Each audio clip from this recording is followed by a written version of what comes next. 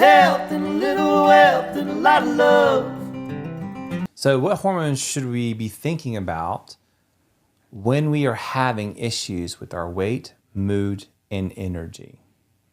So we talked about the big ones, more of the sex hormones. So you've got, your estrogen, your progesterone, your testosterone. You'd, I think, touched on cortisol, which a lot of us know is the stress hormone. And those can all play a role, but unless you have done some research on obesity, or unless you have a biology or a biochemical background or medicine background, you probably haven't heard a whole lot about leptin and ghrelin, which are other hormones that can impact not only your appetite, but also your metabolism.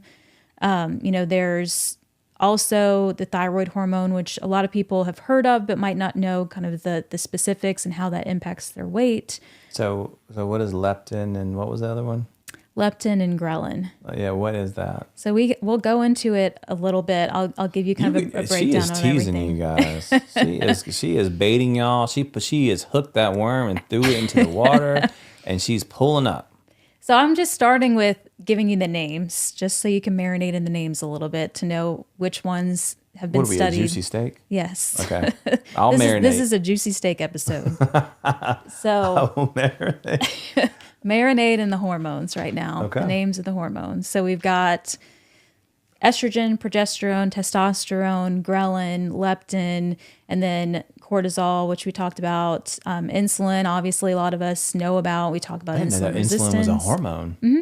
I did not know that. And maybe I'm a dummy, but I know our type 2 diabetes or diabetes patients or listeners know exactly that's a hormone. I did not know that's a Or hormone. they might not necessarily know that it's a hormone. They just know that it's impacted in their disease process or in their medication regimen. But insulin is one. And something that I found interesting that I've, by doing some obesity medicine research, but also listening to some of my kind of virtual mentors like Anna Kabecka, who is a OBGYN, who has transitioned more into functional medicine. So she talks about oxytocin as another potential hormone that's important for weight management. Yeah. Weight You're throwing loss. a lot at the listeners. So about 2 hormones I know about 2 or 3 I just learned about in our opening segments. Mm-hmm. Where do you want to start with all this? So we can start with kind of discussing how these individual hormones impact weight loss or weight gain. And we can start with the ones that we measure most commonly in traditional medicine. And then we can kind of go into some of the others that people might not be as familiar with. Yeah. And by the end of this episode, guys, if you're lost like I am, I will try to summarize that. So hopefully Emily's putting on her little white coat and her little glasses, and she's teaching me something, a thing or two about hormones. Okay. So tell us more about how hormones contribute to weight gain or weight loss. So we can start with what I kind of consider as the main hormone drivers and The main course. Yeah. So the juicy steak of the episode. Yes. We'll get in the sides. It ain't no better than baked potato and some, I think, asparagus is what I like as a side.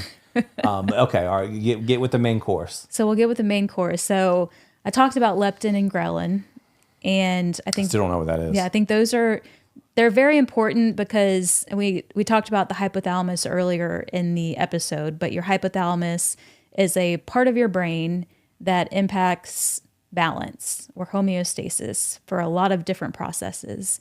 And one of those processes... So what's homeostasis again? You can just consider it as a balance. Okay. So, regulating temperature, regulating your metabolism. Got it.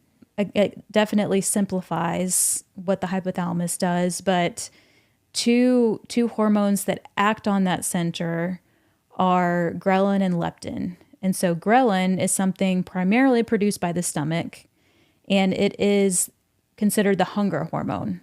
So, it's funny when you say ghrelin. I just think about Aunt Ghrelin. Hey, Aunt Ghrelin. I don't know. That's where my mind goes. So Aunt Ghrelin is in your stomach. Yeah, I mean, the way that I think about it and the way that I always studied for tests Greta. to remember what ghrelin was Hansel that and Gretel? No. Because at Hansel and Gretel, they go and they eat all the house of the, and they eat and it's in your stomach. That's another way to remember it. Yeah. But to me, I think about like grr, like your stomach's growling because I like ghrelin. Hansel and Gretel better. Because your stomach is growling because you're hungry. With a little health and a little wealth and a lot of love, that's a life that we live. Susan Scruggs.